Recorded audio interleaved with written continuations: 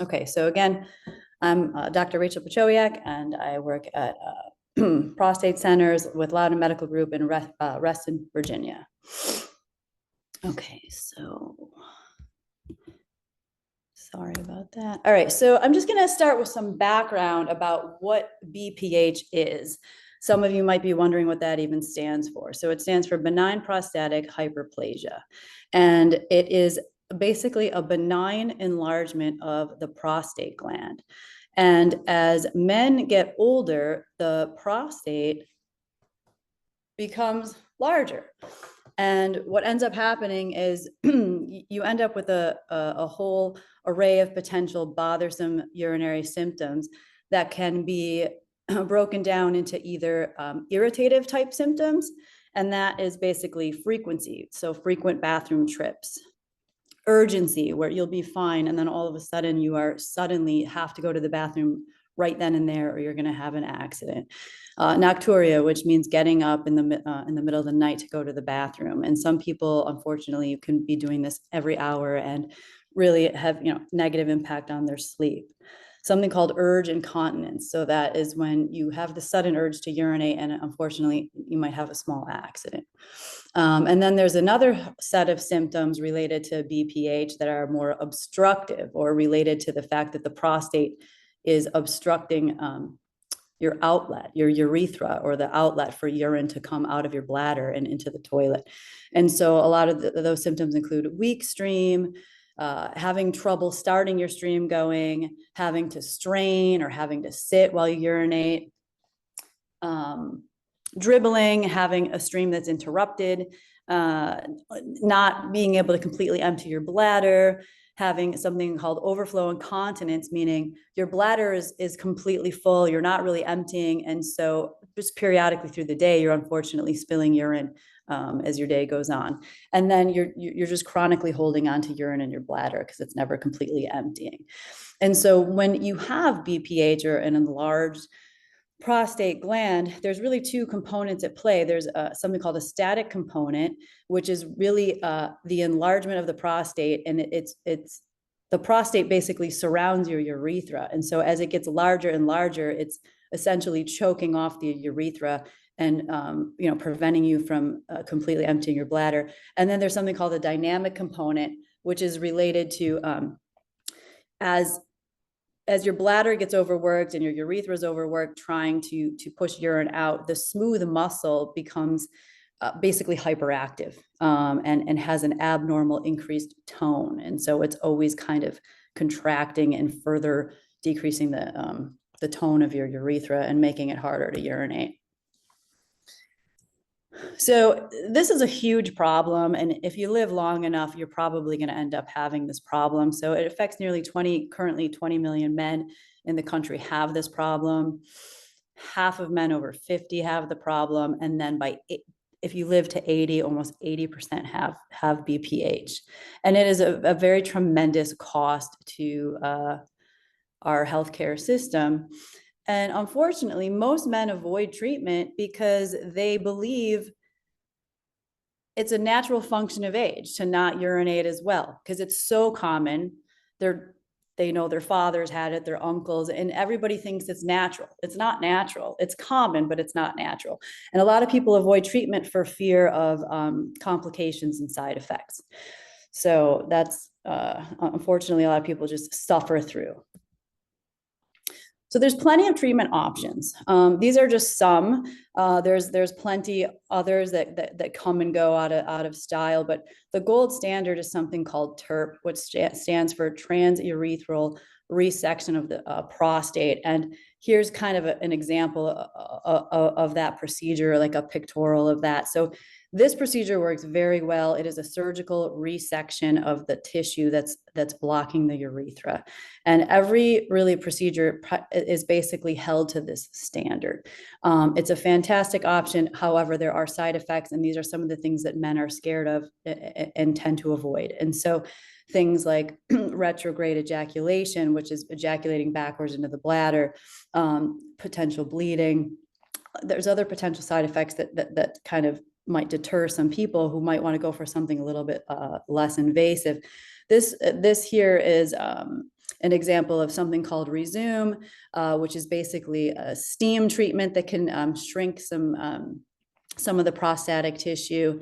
This here is an example of something called a Urolift, where they go in and they basically deploy these retention sutures. So they'll go into the urethra and put these sutures across the prostate, and they basically tether open the urethra to help open that space up and have people empty their bladders. This down here is a hole-up procedure. It's a laser procedure where they'll go in and they will basically remove with a laser large chunks of the prostate and break it down and then pull it out. And it works very well, but it is an invasive procedure.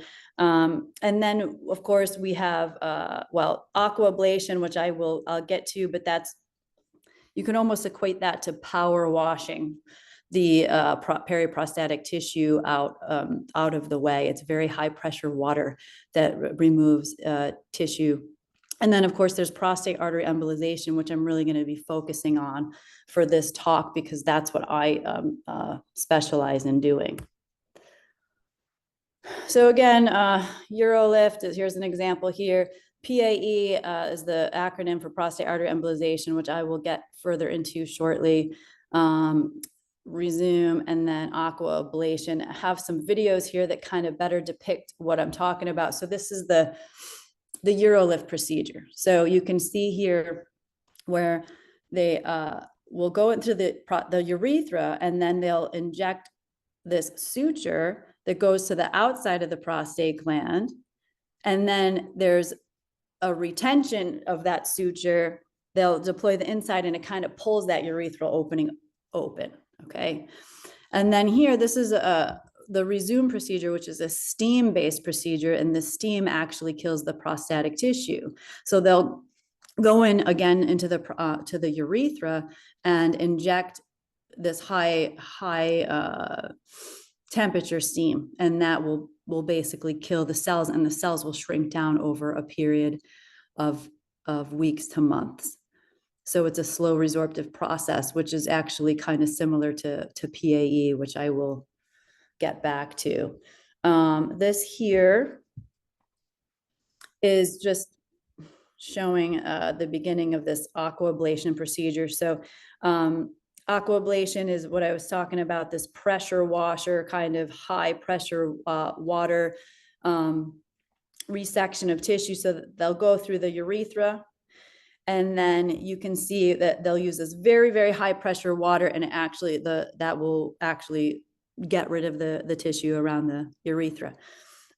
It works very well, but some people do shy away, probably because of the more invasive nature of the procedure, but again, works very well to relieve these symptoms. Okay, so back to PAE, or prostate artery embolization. So how does this work? So what I'm going to do is I'm going to share some slides with you. I'm also going to kind of just incorporate, I guess, if you will, like a typical consult, and what I explain to patients about what to expect, and I'll kind of insert that information as we go along, so you get a good picture of what to expect if you were to have this procedure done. So what is this procedure? So it's an immediate reduction of blood supply to the central gland of the prostate. So the central gland of the prostate is the part of the prostate that really causes grief and really contributes to all of the annoying symptoms of having BPH. And so what we're actually doing is, we're getting into the blood supply of the prostate. We usually go through the femoral artery here, which is at the top of the leg. We can go through the wrist. I don't prefer that route for reasons that if people are curious afterwards, I can certainly discuss. But we usually go through the femoral artery. And what we do is something called an angiogram. And I will show you some pictures of what that looks like. So an angiogram is just a picture of the arteries. So we're going to take a picture of the arteries of the pelvis. And what we are looking for is the prostatic artery. And so there's one on the left side of the prostate, one on the right side of the prostate. And so we'll usually enter on the right side, we'll come up and over to the left, identify that artery, and then we'll inject basically these tiny little particles, which are basically 100 to 200 microns. And to give you a frame of reference for what that size is, that is, 100 microns, you can fit 10 of those beads side by side, and that would be 1 millimeter. So they're very, very, very small.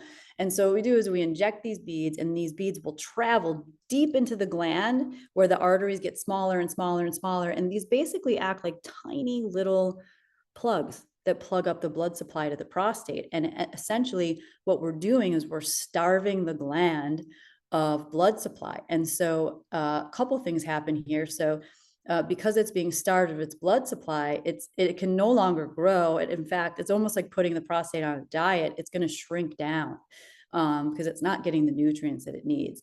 And on top of that, the cells that are around the urethra, the tube that transmits the urine from the bladder and out the penis, has this smooth muscle that's innervated by something called these alpha receptors. And so those will relax after this procedure because they're just not getting, they're not healthy cells anymore, basically, because we're starving it of oxygen. And so that further helps you to, by removing the obstruction and having the prostate shrink down, and then removing this smooth muscle tone, you're gradually getting to a point where you can empty your bladder more completely, and you have a stronger stream, and all of those symptoms start to improve over time. It is not an immediate thing. It happens over about 3 to 6 month period. But most people will start to notice improvements at around 2 weeks. And then by about a month, most people have significant improvements. And then they'll continue to have gradual improvements over 3 to 6 months until their prostate reaches its new size, which is about 30 to 40% smaller. So here's a nice video that shows what it looks like from the inside of the artery. If you were inside, looking at what's going on. So this catheter is going into the prostatic artery. Here we are injecting these tiny particles. And this is obviously happens not that quickly, but just to kind of show you a nice schematic video here of how that works. And so these are just in case you're curious of what we're looking at. So a lot of people ask questions. Oh, is there a little camera? How are you doing this? What are you looking at? And what we have is basically a live X-ray machine, and we inject dye, and the dye is within the arteries. And so this is just an example of an angiogram of the pelvic arteries. And so all the stuff that's black here is highlighting the different arteries to the pelvis. And that's how we identify the prostatic artery. It might be a little bit beyond the scope, but I just, for people who might be curious. And then here's a zoomed in view once we get into the prostatic artery. This is the left side of the prostate. And so when we inject, this is what we're seeing initially, this hypervascularity. And so what we're going to do is inject these tiny little beads, and we plan to shut all of this down. And once we don't see any more of this contrast or this dye after we're injecting beads, that's how we know that we're finished. And we'll do first the left side, and then here's an example on the right side. And this is the right side of the prostate. So really everybody has at least one artery on each side of the prostate that we'll go into and we'll embolize. And so what to expect? Okay, so I'm going to just backtrack a little bit to kind of talk about if you were to have this done, how would your day go? So the procedure is done under something called moderate sedation. So there's nothing to eat for 6 hours ahead of time. And then you can have clear liquids up to 2 hours ahead of time, and then nothing at all for 2 hours before the procedure. You come to us about an hour ahead of time. We'll give you a Valium, we'll give you an IV, and then we'll bring you back to the procedure room. The procedure takes about an hour or less, okay? And we'll enter, as I showed earlier, through the femoral artery, vast majority of the time, to do the whole procedure. Once we're finished, we'll close that hole up with either a stitch or a plug. And then you do have to lay flat in our office to recover for 2 hours. And that's really important to prevent bleeding from the puncture site. So once that's over, you go home. And the great thing about this, there's nothing that goes through the penis. Unlike all of the other procedures, this is the only one that does not require anything to go through the penis. We're only going through the artery. So a lot of people are happy about that. So you go home with just a bandage on your leg, and what to expect afterwards. So we literally just starve the gland of its blood supply. And so the gland is going to be irritated. It doesn't like what we have done to it. And so many people will experience these symptoms over a few days. So frequency. So increased bathroom trips, more than you're used to, very common. Increased bathroom trips at night, very common. Dysuria, what is that? That is either, it's mostly pain, burning on urination, which is, or burning, pain is probably a little bit of an extreme, but definitely burning on urination is a common thing. You can even have burning at the tip of your penis, frankly, when you're not urinating, that can last for a few days. And tenesmus, so that is basically a sensation of having to have a bowel movement, but you really can't have a bowel movement. It's almost just like a spasming of your rectum. So these things are common. We'll give you a bunch of medications to help suppress those symptoms. And for most people, by a week's time, those things go away. And so as I think I mentioned before, the whole process takes about 3 to 6 months. But as you can see here, you first have a bump in your symptoms, as I just described these symptoms, right? And then the vast majority of improvements come by the first month. So usually, we'll follow up with you at 1 month's time, and vast majority of people, over 90%, say, I'm doing great. This is great.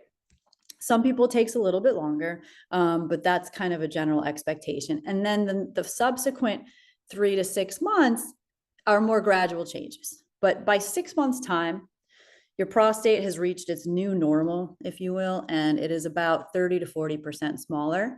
Also, this IPSS score, or this AUA score, I'm sure you're all familiar with. There are questions about how much you're urinating at night, how frequently you're going to the bathroom, how happy you are with your symptoms. That score on average can drop between 12 to 14 points by 6 months' time. So that's kind of the expectation that most people should have, about 90% of people. This is just an example in dogs showing a pre and post prostate artery, what you can expect as far as the shrinkage of the gland, in case anybody's curious. We don't typically re-image the gland after the procedure. If people are doing fine, it's really about the symptoms that really matters. It's not really so much about the overall size reduction, because the whole gland softens, and so the overall size is not actually that important. But as I said, it does usually shrink 30 to 40%. And then kind of maybe a little a little extra here, but I just wanted to show you this meta-analysis where there are many studies that have compared prostate artery embolization to TURP, which is, as I mentioned before, the gold standard. And it's pretty consistent that from a clinical, like, symptomatic standpoint, this procedure rivals TURP. And so that's why a lot of people do like to start here. Now, it doesn't work for everybody. There's anatomic reasons. Sometimes your vascular anatomy is such that it's very difficult or impossible to get in to one side or even both sides. And there's some other reasons why this potentially might not work. And if that's the case, then certainly, these more invasive procedures are definitely, worth pursuing. And also, some people don't want to wait 3 to 6 months to have an improvement, and all of these other procedures are definitely faster acting. So if you're looking to have improvement sooner than later, those would definitely be the avenue to go. Or if you're having if you have a catheter in place, sometimes people will jump to something more invasive to really optimize their immediate chance of getting off the catheter. That being said, we can certainly do this for catheter dependent patients, and it does work to get people off the catheter. But sometimes you do have to do it in conjunction with something more invasive. Another thing to mention, I don't think I mentioned before, but about durability. So all of these procedures have what I call a shelf life. And so some are shorter than others, some are longer than others. I would classify PAE in something called of moderate durability. So most people get about 5 to 7 years of relief. But what happens is the gland remains alive. And so the remaining living tissue will generate new tissue over time. And so you can certainly have a recurrence of symptoms over time, just like if you have something more invasive, like a TURP or an aquablation. These procedures might give you more time, like say 8 to 10 years, or maybe even longer. But again, the remaining tissue is still alive and can grow new tissue that can encroach on the urethra and cause grief down the road. So the good news is that, if you have a prostate artery embolization or any of these other procedures and you have a recurrence, you can always have one of these done again.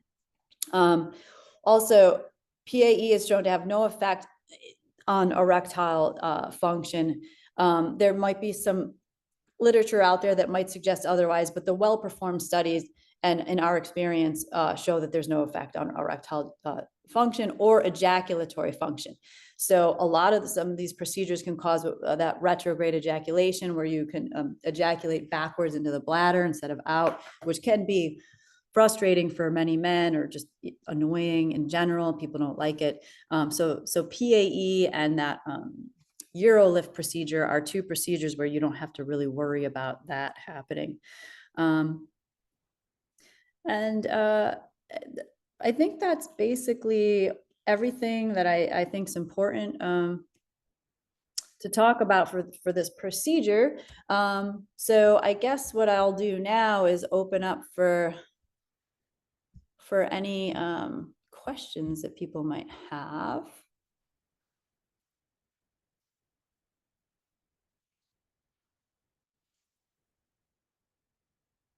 Hey, Marco, has there been any questions during my talk? Yes, can you hear me? Yeah, I can hear you. Great. Yeah, actually, the first question I kind of answered, but I think you'd be able to answer the second part of it, which is a great question. So this gentleman had actually a PAE performed by you 3 years ago. He said that the procedure was very helpful to relieve symptoms. His question was, has experience shown with PAE over the years to have long-term relief? Do people need to repeat the procedure multiple times? Other long-term lessons learned or advances in PAE procedure done now? So I answered, obviously, what you mentioned, the 5 to 7 years is the average durability. We have had patients come back up to 10 years to have the procedure repeated. But I think the last part of the question is something that you could address, as far as any changes in your techniques over the years to perhaps get a longer durability. Sure.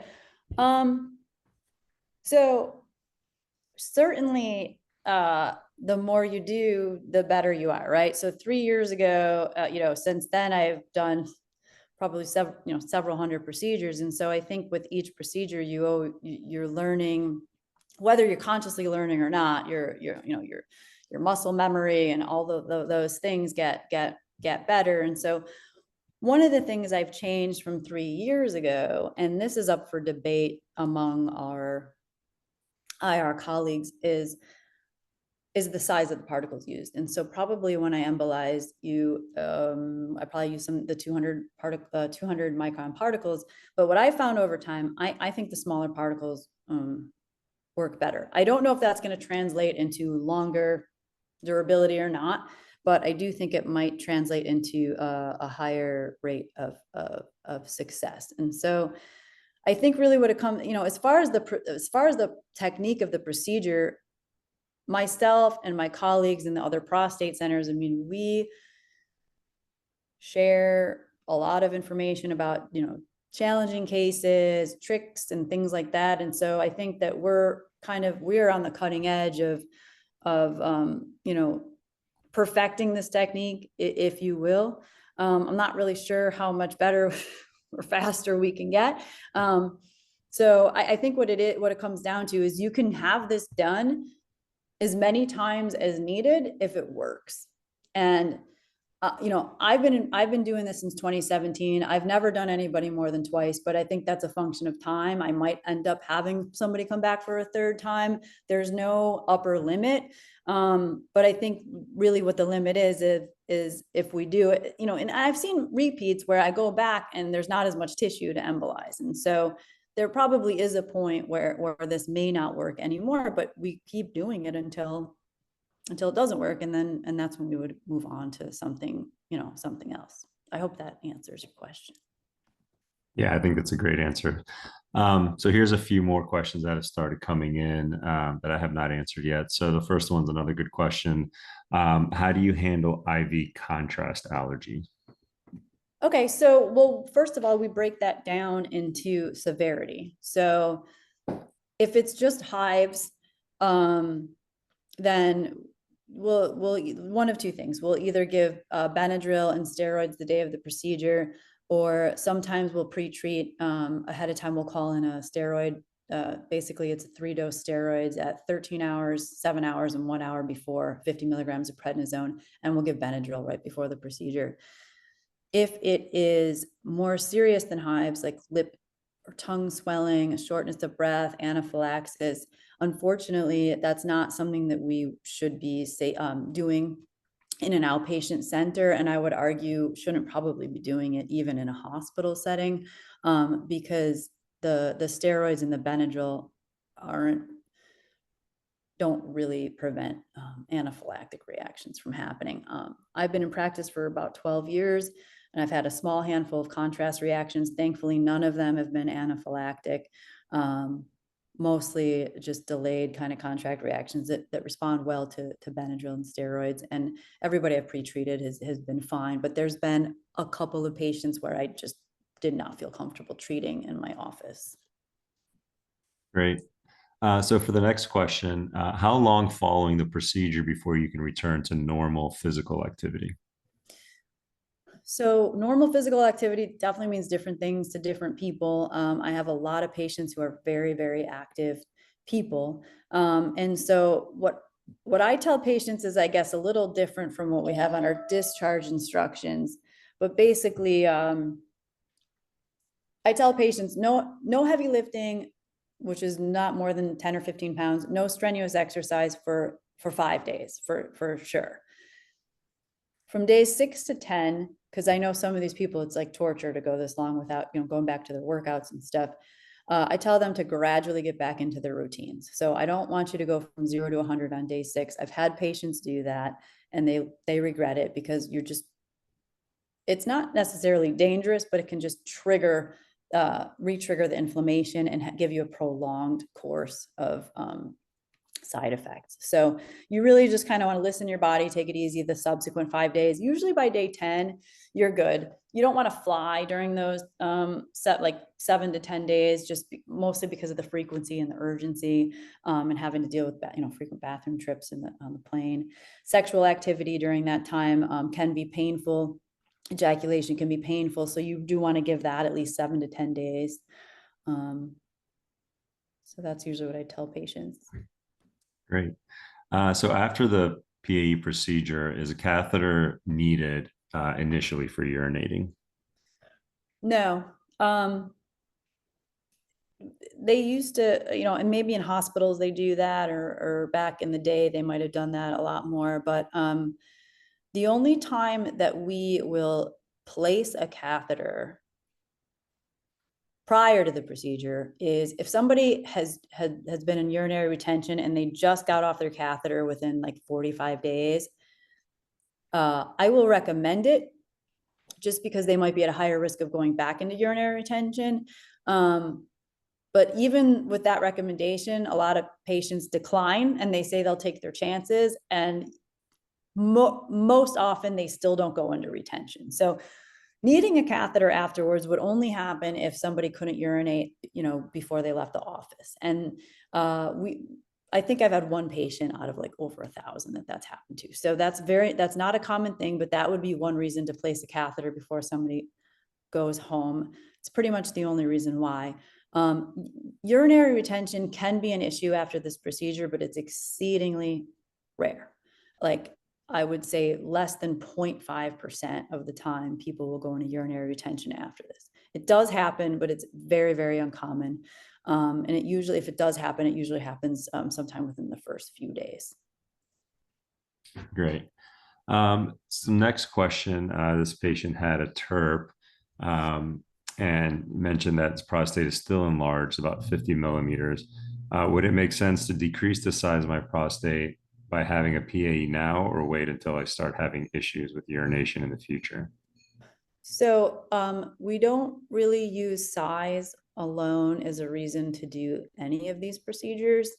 So if that's the only thing going on, that first of all, 50 is not big. It is big, but it's barely enlarged. So if there's no other symptoms and you're urinating fine, I wouldn't recommend having a PAE. I would wait until you started to experience symptoms. If you're having symptoms, then it's certainly worth doing. But if you're only just basing it on the fact that it's still mildly enlarged, that's really not a valid reason to do this. Great. So the next question is that, is there a minimum PSA value to be a good candidate for this? No. That kind of is a similar answer to the one I just had. So PSA, it stands for prostate specific antigen. It's the bigger the prostate, the more PSA you're going to have. Yes, it can be associated with cancer if the PSA is out of proportion to the size of the gland. That sets off alarms. So look into that. But no, there's no the things that we use as indications to have this done is not just PSA. So yes, we're looking at the size of the gland. Yes, we're looking at the PSA, but what else? So if it's just an enlarged gland, and there's no evidence of urinary obstruction, there's no symptoms, the bladder looks good, there's no evidence of bladder remodeling from being chronically obstructed, then that's really not a reason to do this. If you're on medication and for your enlarged prostate and you want to get off the medication, that would be a reason. Or if maybe you don't have much in the way of symptoms, but they do a cystoscopy and you have bladder changes that indicate your bladder's being stressed over time and you're maybe retaining some urine, that would be a reason. But we don't use PSA solely as a indication for doing the procedure. The next question, I'll try to reword it so you understand it, is at what point do you know that you can't do it through the artery? I think basically what they're asking is the technical success rate. So is there a point once the patient, I guess they're asking, do you figure it out once they're already sedated and you're in the middle? Or is there any kind of imaging prior to determine whether or not they could be successful? But I guess I'll let you take it away. Yeah. Technical success rate. Sorry, I have a little 4-year-old visitor coming down the stairs. I'm trying to tell her go up the stairs. So at what point, I understand generally, I think your question, Marco. So we will try everything. So if there's an overt blockage that I can see, and I know that that's a prostatic artery and there's a blockage and I can't get through it, then I can't get through it, but we'll try everything. So even up to and including angioplasty if we have to, or certain types of crossing catheters if there's a blockage. But my quitting point is when I've exhausted all of my tricks, my bag of tricks that I have. If nothing works, then that's it. But I certainly will try everything that I can. So, there are certain people who have atherosclerotic disease or blockages in their arteries that makes it impossible to get in. But it's pretty rare. I would say we usually can find a way, and often there's like some collateral or some other artery that takes over that we can get to. So It's really just trying everything that I know. And then if that, if I can't get in, then that would be my stopping And in point. your experience, how many times would you say you've had to Quit. either quit or pull out or? It's really rare. Yeah. So there, sometimes we can only do one side. That does happen. I would say that probably happens like 5% of the time. To have both sides not be able to done, that probably happens less than 0.5%. I don't know, a couple times in 1,000. So not very common at all. So if I can only get it on one side, there's a lot of factors that reasons for that to happen. A lot of times it's anatomic, angles of the arteries. There can be a lot of different factors that are in play. So if that happens, if I can only get on one side, what I tell people is, rather than a 90% chance of success, this one-sided embolization is going to give you about a 60% chance of success. And so people have two options. We can try again. Sometimes it means I have to just go in on the other side of the groin, or I might have to go in through the wrist because I need a different type of an angle, or I might need to get a special type of angled catheter. So I might have some, so two options are, I can have somebody wait a month, see if they do better. If they do better, great. We don't have to do anything else. The procedure worked just fine. It did what it was supposed to do. Or we can wait a month. If they're not better, then I can bring them back with the knowledge of what my challenges are and trying to, tweak those things. Vast majority of the time, if I have to bring somebody back, it's successful when I bring them back. Very, very rarely would I bring somebody back and I couldn't do it. And if I didn't think it could be done, I don't even give them that option. But that's very, very rare of an occurrence. Okay. Next question is about blood thinners, anticoagulants. So for this patient, they're on Eliquis, but what is the danger of bleeding? And I guess you can discuss how we handle those patients that are on these types of medicines. Sure. So antiplatelets are, blood thinners is kind of like an umbrella term, but we have antiplatelet medication and then we have anticoagulation. So antiplatelet medication usually we stop for 5 days. On rare occasion, a cardiologist or somebody does not want them to stop both. So we might have to stop Plavix, but not aspirin. And so we have to have a discussion about bleeding risk, which I'll get back to. Anticoagulation, most of the people aren't on actual Coumadin these days. It's usually the like Xarelto or Eliquis. And so it's usually just 2 days of getting off and then they start the day back on. If there's an issue of not being able to go off the anticoagulation, we can, in conjunction with the cardiologist or hematologist, talk about bridging therapy with injections, and then you just hold an injection the day of, and then you can go back. So there's ways to get around it if you're like obligated to stay on some of these things. We can go through the wrist if there's a real issue with not being able to get off antiplatelets and there's a big concern about hematoma risk. So hematoma is the biggest risk of this procedure. So it's rare. It happens less than 5% of the time, but that's the biggest concern of, if something's going to happen in this procedure, it's going to be that. And so a hematoma is bleeding from the puncture site. That's more than just a bruise. It's significant bleeding, like a goose egg, a pretty big bruise that can extend into the scrotum, down the thigh over time. And it can be associated with tenderness and nasty bruising. It usually resolves on its own. It takes about 2 to 3 weeks. It happens, like I said, less than 5% of the time, but that's a concern that we can have, that we have. And with having to be on anticoagulation, that risk can go up, or obese patients, that risk can go up a little bit. Perfect. The next question was, can you address the question of risk of the procedure, which you did, and I guess, is there any data about the percent of success? So you could probably answer that second part of that question. So I do, there's another risk I want to talk about that I'll get back to, but the percent of success data, I mean, I don't think that's useful because it depends on the hand. Like if you pile all the data in the country, there are people who are doing this in hospitals that don't do nearly the volume that we do at the prostate centers. So I don't think that's a really useful marker.